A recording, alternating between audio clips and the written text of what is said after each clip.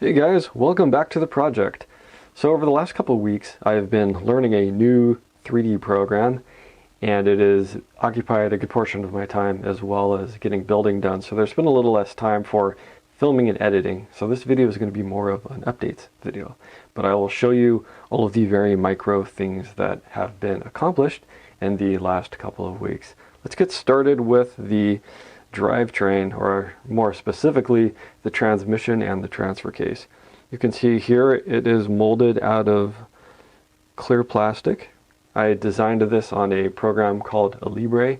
It is a much more affordable 3D program for hobbyists and people who are developing prototypes and stuff. This enabled me to get quite a good bit of detail. I had to create it in multiple pieces and glue it together because of my CNC limitations, but it came out pretty cool. Alright, in addition to the center differential, or I should say the transfer case and the transmission, I also created these transmission mounts. They're a two-piece little unit that I was able to CNC up and then soldered in place. Then it holds the transmission in place. Additionally, I did the couplings for the U-joint.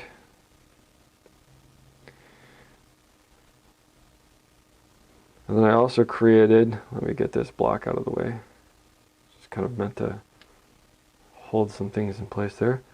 Created the various drive shafts. So we have the rear one that goes to the rear differential, then the forward shaft. And it has what is called a slip joint in the middle of it.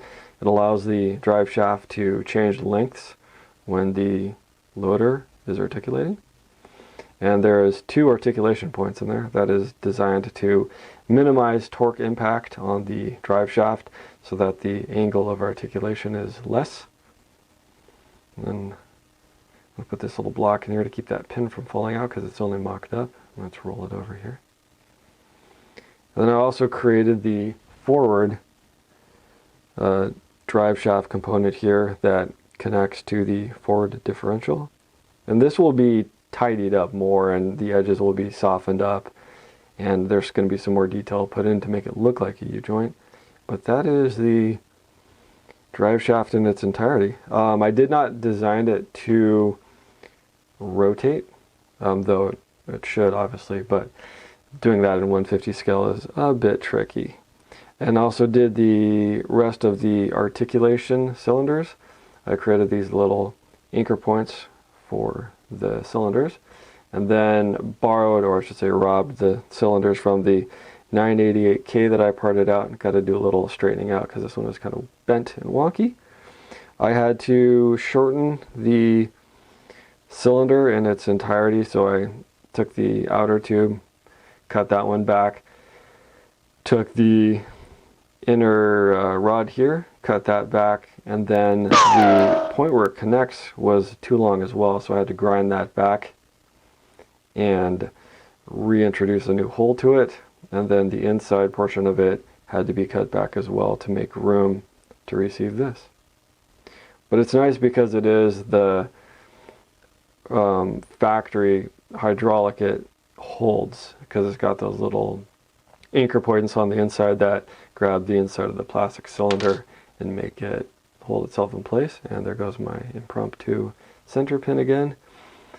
And that's pretty much all I got done in the last couple of weeks. I would have liked to have gotten a lot more done, but excuses are like, you know what, everybody's got them. Next steps in the project here, this whole center area is for the most part finished. Next episode we'll be creating the guard plate that goes over the bottom, and then I'm going to take and clean all this up so we can't see any of the solder lines there anymore, do a little bit of putty work, and do some detailing on this. There's a couple of fake bolts that I'd like to put in there, and also spots to receive hydraulics, and then get moving on with all of the bodywork for the back of this. Anyways guys, thanks for watching. I appreciate your guys' viewership, and I will see you guys on the next one. Take her easy.